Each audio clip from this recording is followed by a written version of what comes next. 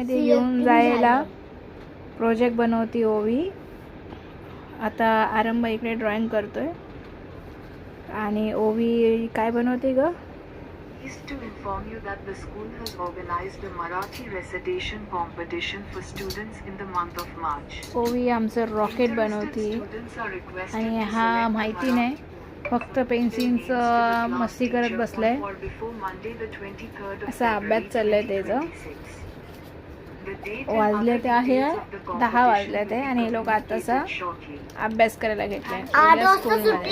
हे बघा 10 वाजले जेवायला. हे बघा 8 वाजल्यापासून ही पोरगी म्हणती मी जेवायला बसली. म्हणजे किती 2 घंटे ही जेवतच होती बघा. 8 ते 10 जेवण करत बसलेली ना. आता म्हणते की मला होमवर्क करायचं आहे. हे बघा. आणि यांचा तुम्हाला कसा वाटला होमवर्क तो आम्हाला सांगा. कसं काय छान वाटतोय कसं वाटतंय ते लाईक कमेंट करा या 2 पोरांसाठी.